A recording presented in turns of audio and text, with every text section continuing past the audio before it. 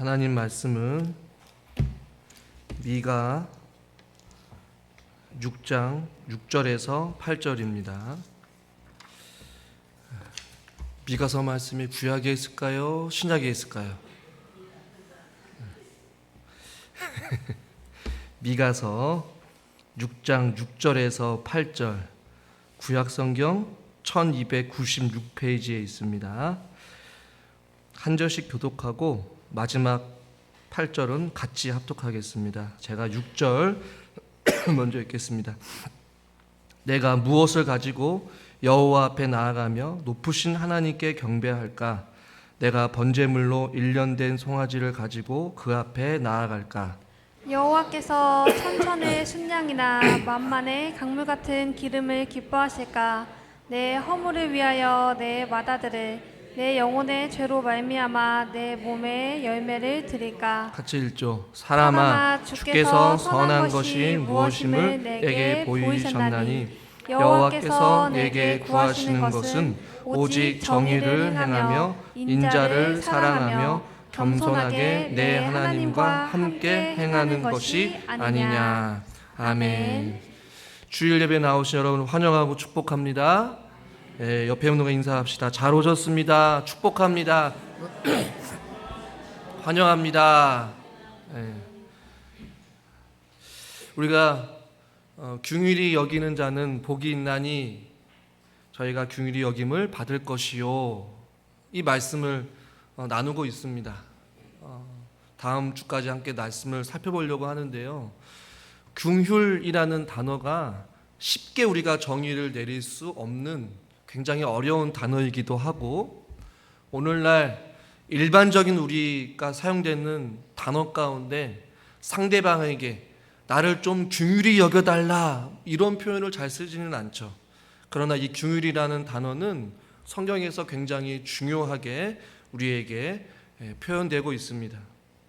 아주 간단하게 표현하면 긍휼이란 상대방의 처지를 내가 깊이 이해하고 그들의 입장에 서서 슬픔을 같이 느끼며 구체적으로 그 슬픔을 혹은 그 아픔을 위하여서 내가 실질적으로 도움을 주는 것까지가 긍휼히 여긴다라는 것이죠. 그래서 성경에서는 오늘날 많은 좀 우리나라 쉬운 번역의 성경을 보면요, 긍휼이라는 단어의 표현보다는 자비라는 단어를 좀 많이 씁니다. 그리고 용서, 치근히 여기다, 불쌍히 여기다 이렇게 쓰여지죠. 그리고 지난 시간에 하나님께서 저와 여러분들에게 긍휼의 은혜를 베풀어 주셨고 저와 여러분들은 그 하나님의 긍휼이 없이는 구원받을 수 없는 존재다라고 말씀을 드렸고, 더 나아가서 우리가 기도해야 될 제목이 있다면 주님 나를 불쌍히 여겨 주시옵소서.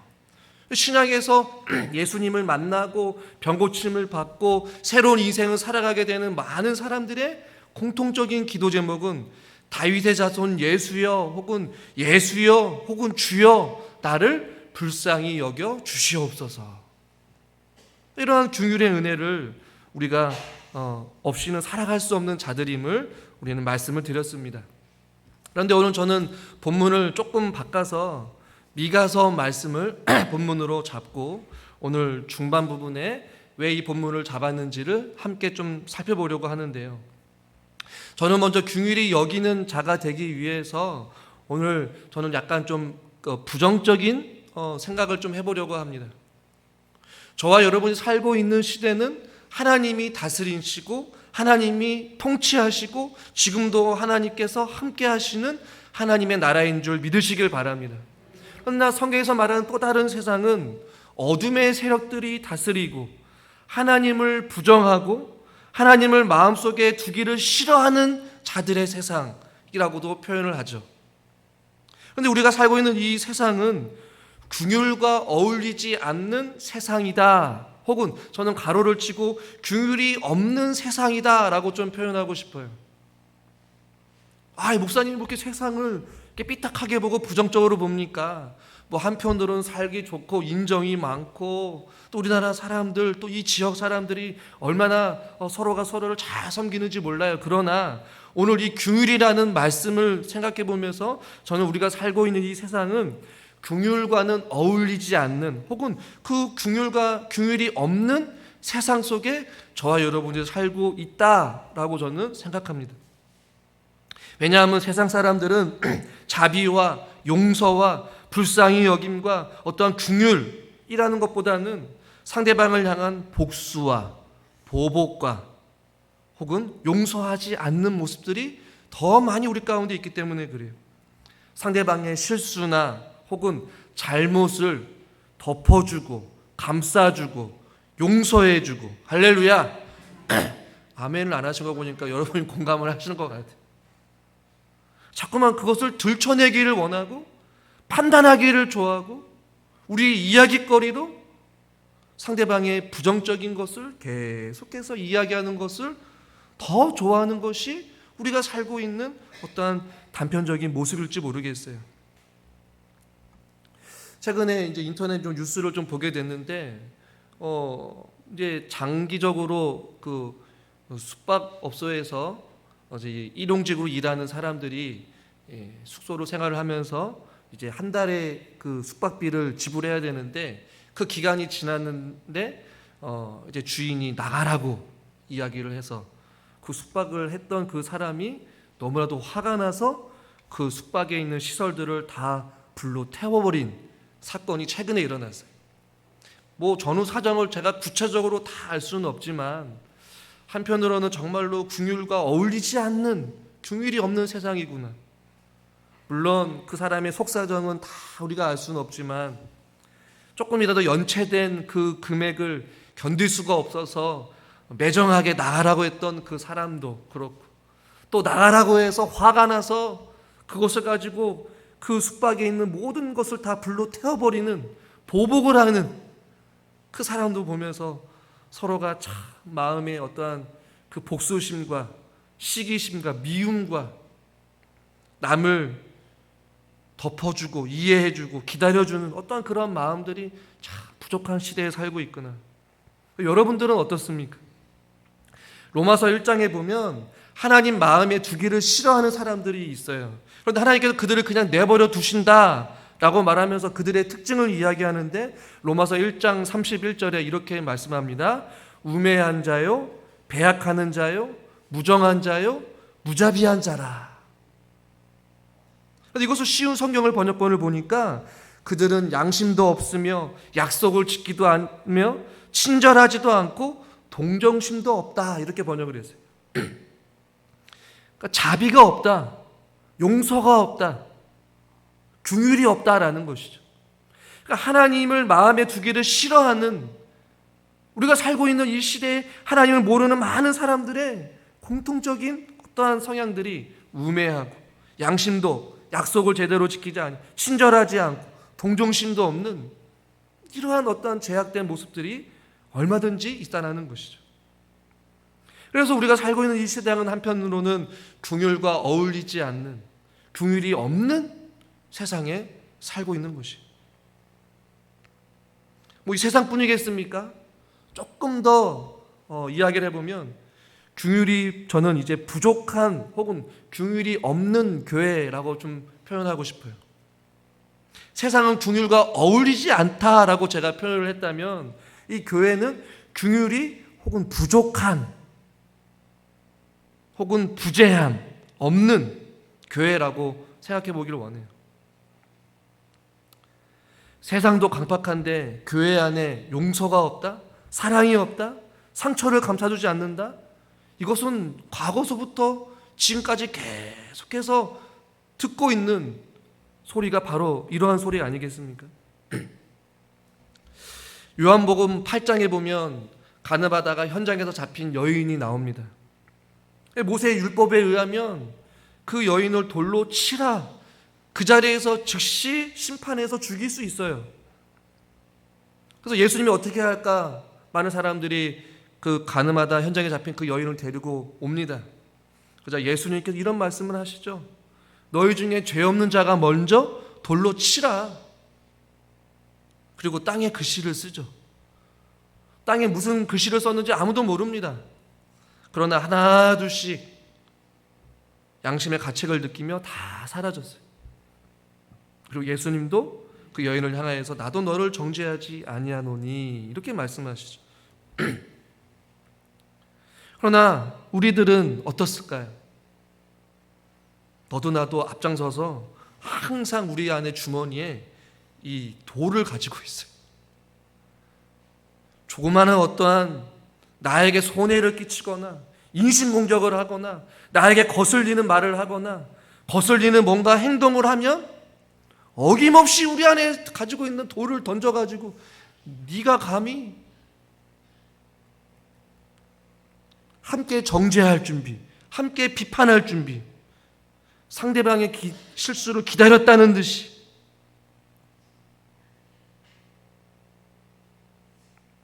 어찌 죄인이 똑같은 또 다른 죄인에게 잘못을 지적할 수 있을까요? 어찌 소경이 소경된 자에게 뭐라고 말할 수 있을까요? 그럴 수 없는 것이 바로 교회가 되어야 되는데 그렇지 못한 모습들이 교회 안에 긍휼이 참 부족하다라는 것을 스스로 느낍니다. 종종 목사님들과 이제 교제를 나누다 보면 서로 교회 안에 어려운 이야기들을 나누기도 해요. 그런데 이제 한 목사님이 저한테 이런 이야기를 해요. 목사님, 우리 교회는 뭐 그렇게 식당에서 권사님들이 싸우는지 모르겠어요. 밥 먹는 게 두렵다는 거죠. 식사를 준비하는 게 두렵다는 거죠. 그래서 목사님이 토요일만 가면 이렇게 주방에 가서 분위기가 좋은지 안 좋은지 살펴본다는 거죠. 목사님 뭐 식당에서 뭘 이렇게 싸워야 돼? 식당에서 반찬을 뭘 하네 마네, 뭐 양념을 뭘 쓰네 마네, 뭐 내가 선배네, 네가 후배네, 뭐 이 사소한 거 가지고 서로 싸우는. 그래서 시험에 들면 교회를 안 나오고 또 목회자가 찾아가서 또 화해시키고 다양한 이유로 교회가 어려움이 있다는 거예요. 물론 뭐 그럴 수도 있죠. 여러분, 이 세상에 평화로운 교회는 없습니다. 여러분 믿으십니까? 아멘을 안 하시죠. 평화로운 교회는 없어요. 완전한 교회도 없어요. 뭐 지지고 볶고 할 수 있죠. 그러나 여러분, 제가 몇 번 말씀을 드렸어요. 대부분이 교회를 옮기는 사람들의 이유를 보면요, 그 교회의 목사님이 이단이거나 혹은 정말로 인격으로 파탄자가 아닌 이상은 교회를 옮기지 않아요. 무슨 이유로 옮기느냐? 사람과 사람 사이에 있어 관계 속에서. 그렇죠? 진리가 문제였습니까? 아니에요. 상처를 받고 나를 이해해 주지 못하고 나를 정죄하고 판단하는, 긍휼이 참 부족한 교회가 바로 그런 모습이죠. 이렇게 핸드폰이 울려도 우리 어떻게 해야 돼요? 그럴 수도 있지. 제가 혈기왕성할 때요, 전도사일 때 이렇게 핸드폰이 울리잖아요. 그럼 일으켜 세워서 나가라고 했어요. 권사님 나가라는 게 아니라. 그랬던 제가 이제는 아주 조금 밴댕이 소갈대기였는데 이제는 조금 너그러워졌어요. 근데 아직도 제 안에 그런 마음이 여전히 남아있는 모습을 보게 되면서 긍휼이 부족한, 긍휼과 어울리지 않은 세상뿐만 아니라 긍휼이 부족한 곳이 바로 교회가 아닌가라는 생각을 해보게 되는 것이죠. 여러분 어떨지 모르겠어요. 여러분의 구역, 여러분의 전도회, 여러분의 어떠한 모임 가운데, 우리 교회 안에 말이죠. 저는 또 한 사람을 좀 소개하려고 하는데요, 성경에 오늘 설교 제목과 같이 하나님의 긍휼과 자비가 굉장히 불편했던 한 사람이 있었어요. 이 사람은 누구였냐면 바로 요나라는 사람이었어요. 자기에게 베풀어 주신 하나님의 은혜는, 하나님의 긍휼과 자비는 너무나도 좋은데 타인에게 베푼 그 자비가 너무나도 불편하였다. 이 요나의 말씀이거든요. 하나님께서 니느웨에 가서 그 니네 멸망을 선포하라고 하나님께 요나에게 말씀하시죠. 근데 요나는 그것을 듣기 싫어하고 다시스로 도망갔습니다. 그러다가 큰 풍랑이 일어나게 되고 바닷속에 빠지게 되고 하나님께서 물고기 뱃속에 요나를 살리시고 그를 구원하시죠. 그런 요나가 요나서 2장 9절에 이렇게 말씀합니다. 같이 한번 읽죠. 나는 감사하는 목소리로 주께 제사를 드리며 나의 서원을 주께 갚겠나이다. 구원은 여호와께 속하였나이다 하니라. 아멘. 구원은 누가께 속해 있다? 하나님께 속해 있다. 하나님께 감사하며 찬양해요. 하나님께서 요나를 불순종하는 요나에게 자비를, 용서를, 측은히 여김을 베푸신 것이죠. 그래서 이제 요나가 그 은혜로 니느웨에 가서 하나님의 심판을 전합니다. 너희들은 멸망할 거야. 그러다 니느웨 사람들이 요나의 예상과 다르게 하나님을 믿고 금식하고 회개합니다. 그리고 성경에 보면요, 하나님이 뜻을 돌이키사 그들에게 재앙을 내리지 아니하셨다라고 말씀해요. 그것을 본 요나가 어떻게 반응한지 아십니까? 요나서 4장 1절에 이렇게 말씀합니다. 한번 같이 읽겠습니다. 요나가 매우 싫어하고 성내며 어떻게 했다고요? 매우 성내고 싫어했다. 하나님의 자비가 불편한 거예요. 그러면서 요나가 했던 말이 요나서 4장 2절과 3절입니다. 같이 한번 읽죠. 여호와께서 기도하여 이르되 여호와여 내가 고국에 있을 때에 이러하겠다 말씀하지 아니하였나이까. 그러므로 내가 빨리 다시스로 도망하였사오니 주께서는 은혜로우시며 자비로우시며 노하기를 더디하시며 이내가 크시사 뜻을 돌이켜 재앙을 내리지 아니하시는 하나님이신 줄 내가 알았음이니이다. 여호와여 원하건대 이제 내 생명을 거두어 가소서. 사는 것보다 죽는 것이 내게 나음이다 하니. 여러분, 왜 이런 생각이 들었을까요? 아니, 지금 니느웨 성의 백성들이 회개하고 돌아섰으면 기쁜 것 아니겠어요? 근데 요나는 그것을 매우 싫어하고 성내면서 하나님은 은혜로우시고 자비로우시며 노하기를 더디하신 분을 내가 알았습니다. 하나님, 내 차라리 생명을 거두어 가줘서 나는 저 꼴을 못 보겠습니다. 이런 식인 거예요. 그리고 나서 요나가 조금 멀리 떨어져서 하나님께서 어떻게 하시는지 두고 보고 있어요. 그런데 뜨거운 태양볕에 요나가 있었단 말이죠. 하나님께서 또 요나에게 박농쿨을 통하여서 그에게 그늘을 주시고 요나를 기쁘게 합니다. 그런데 해가 뜰 때에 박농쿨을 갉아먹게 해요. 그러자 요나가 차라리 죽는 것이 낫겠습니다. 저는 화가 나서 죽겠습니다. 라는 요나의 표현이에요. 하나님께서 니느웨에게 자비를 베푸는 것, 가만히 내버려 두는 것 너무나도 싫다라는 것이죠. 그러자 하나님께서 요나에게 마지막으로 하신 말씀이 요나서 4장 10절과 11절 말씀이에요. 하나님께서 박너클도 아끼셨거늘 하물며 니느웨에 있는 좌우를 분별하지 못하는 자가 무려 12만 명이나 있고 가축도 많나니 내가 어찌 그것을 아끼지 않겠느냐, 이렇게 말씀하거든요. 왜 이렇게 요나는 하나님의 자비가 불편했을까요? 왜 하나님께서 니느웨 성을 멸망하지 않는 것에 대해서 분이 나고 화가 났을까요? 정작 자기 자신은 하나님의 긍휼과 은혜를 힘입어서 죽었다가 살아난 물속에 빠져서 죽을 수밖에 없었던 그 자기 자신을 하나님께서 기적과 같이 살려주셨는데 그 긍휼의 은혜를 누렸던 요나가 왜 그 니느웨 성이 멸망하지 않고 하나님께서 긍휼의 은혜를 베풀어 주신 것을 싫어했을까라는 것이죠. 이것을 신약으로 돌아오게 되면 누가복음 18장 9절에 예수님께서 이런 말씀을 합니다. 같이 한번 읽죠. 또 자기를 의롭다고 믿고 다른 사람들을 멸시하는 자들에게 이 비유로 말씀하시되. 아멘. 누가복음 18장의 내용은 바리새인과 세리의 기도거든요. 자기를 의롭다고 여기는 바리새인, 나는 율법도 많이 외우고 하루에 금식도 많이 하고 하나님의 율법을 하나도 어기지 않고 다 지켰습니다. 그러나 세일이는 나는 주여 죄인입니다 이렇게 고백을 하잖아요. 자기를 의롭다라고 믿는 그 바리새인들이 세일이를 무시하는 거예요. 멸시하는 거예요. 그리고 저들과 함께 식사를 하는 예수님이 못마땅한 것이요. 그리고 그들을 용서하는 것 자체가 싫은 것이죠.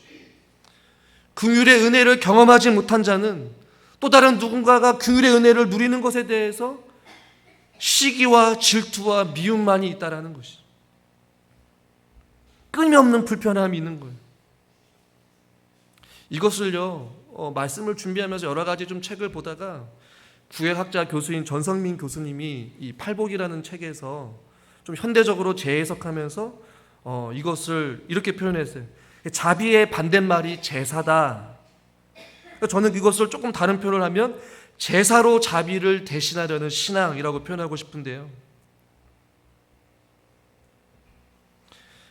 이들은 어떤 자들이냐면 즉 바로 예배를 통하여서 하나님의 자비와 은혜를 구하고 마치 자기들도 그 은혜와 자비를 통하여서 자기 자신들도 자비롭고 은혜롭다라고 착각하며 살아가는 사람들을 이야기하는 것이. 즉 교회는 하나님께 자비를 구하고 교회는 사랑을 외치고 교회는 용서를 외치고 교회는 은혜를 외칩니다. 할렐루야.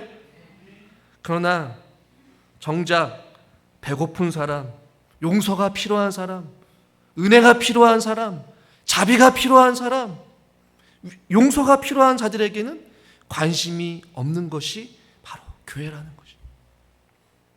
그러니까 자비의 반대말이 제사. 그러니까 예배로 그것을 때우는 것이에요.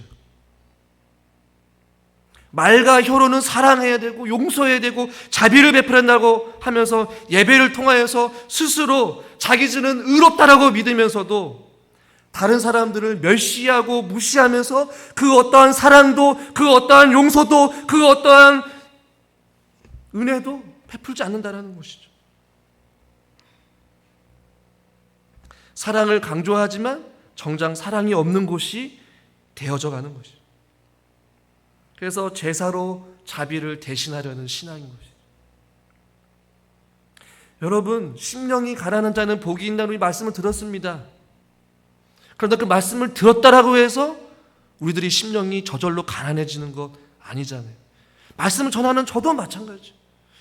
목사님 제가 말씀을 전했으니까 제 스스로 심령이 가난하다고 이야기할 수 있겠어요? 아닌 것이에요. 그런데 여기서 말하는 것은 무엇이냐면 그것을 제사를 통하여서 우리가 스스로 심령이 가난하다라고 마음이 온유하다고 의에 줄이고 목마른 자다라고 착각 속에 살아가는 것이에요. 그것이 굉장히 무섭다라는 것이죠. 그래서 오늘 이 본문을 선택한 거예요. 본문을 보면 뭐라고 말합니까? 오늘 본문에서 미가 6장 6절에 보니까 내가 무엇을 가지고 하나님께 나아가며 높으신 하나님께 경배할까? 내가 벌제물을 1년 된 송아지를 가지고 그 앞에 나아갈까? 천천의 순양이나 만만의 강물 같은 기름을 하나님께서 기뻐하실까? 미가서 6장 8절 말씀을 같이 한번 읽겠습니다. 사람아 주께서 선한 것이 무엇임을 내게 보이셨나니 여호와께서 내게 구하시는 것은 오직 정의를 행하며 인자를 사랑하며 겸손하게 내 하나님과 함께 행하는 것이 아니냐. 아멘. 하나님께서 원하시는 것이 무엇이에요? 우리에게 구하시는 것은 정의를 행하며 인자를 사랑하며 할 때 이 인자가 바로 자비예요. 자비. 그러니까 천천의 순양이나 만만의 기름으로 하나님을 기뻐하는 것이 아니라 우리들의 삶 가운데서 정의를 행하며 자비를 베푸는 것, 사랑을 베푸는 것, 그것을 하나님께서 기뻐하신다는 것이. 그러니까 제가 자비가 불편한 사람들이라고 했잖아요. 규율과 어울리지 않은 세상과 규율이 부족한 교회 속에서 저와 여러분이 살고 있고 우리 스스로에게 질문을 던져야 되는 것이죠. 사랑의 말씀을 많이 듣지만 혹은 사랑을 많이 외치지만 우리들의 삶 속에 사랑의 실천이 있냐는 것이죠. 은혜와 자비를 구하고 그 은혜를 경험했지만 실질적인 삶 속에 그 은혜를 베풀면서 살아가고 있냐는 것이죠. 수많은 예배를 통하여서 용서를 외치고 사랑을 외치고 자비를 외치지만, 그러나 삶 가운데서 우리가 그것을 행하고 있느냐, 이것을 우리는 별개로 생각하고 있다는 것이. 그래서 자꾸만 자비의 반대말 제사로 그것을, 예배로 그것을 대체하고 우리가 스스로 의롭다 여기는 것이 우리에게 숙제라는 것이. 말씀을 전하는 저도 마찬가지. 끊임없이 외치고 끊임없이 말씀하지만 정작 제 자신은 이 밴댕이 소갈대기만 해서 이 조그마한 실수도 용납 못하는 제 자신을 발견하게 돼요. 운전을 하면서도 조금만 껴들고 위험하게 신호 위반한 사람들 보면 차 안에서 제 아내가 뒤에 있어요. 막 화가 나요. 막 못 참겠어요. 어떻게 운전을 저렇게 할 수가 있어? 그러니까 아내 옆에 뭐 급한 일이 있으니까 그럴 수도 있지. 쟤는 그게 안 되더라고요. 이 말씀을 준비하는 제 스스로도 이 긍휼, 다른 사람에게 자비를 베풀고 이해하는 것이 굉장히 불편한 사람이 저 같은 사람이라는 것이죠. 여러분, 교회 안에 주님께서 저와 여러분들에게 이런 말할 수 없는 사랑의 은혜를 베풀어 주셨고, 그 사랑을 가지고 세상을 향하여서 복음을 전해야 될 저와 여러분인데, 실상은 우리 안에서조차도 서로가 서로를 용납 못하잖아요. 서로가 서로를 용서하지 않잖아요. 서로가 서로를 향하여서 비방하잖아요. 대놓고는 아니더라도. 저는 목회를 하면서 수도 없이 많이 봤어요. 서로가 서로를 용서하지 않고 얼마든지 예배를 드릴 수 있음을. 서로가 서로를 향해서 뒤에서 시시비비를 가지면서 싸우다가도 강단 앞에 서서 대표를 기도하는 장로님들, 권사님들, 집사님들을 너무나도 많이 봤어요. 오늘 본문의 말씀을 통해서 우리는 우리 자신들을 되돌아보길 원합니다. 천천의 순양이나 만만의 강물 같은 그 기름, 우리가 드려지는 수많은 예배와 찬양, 그러나 그것 가운데 사랑이 흘러넘치고 은혜가 흘러넘치고 자비가 흘러넘치고 긍휼이 흘러넘쳐야 될 줄 믿습니다.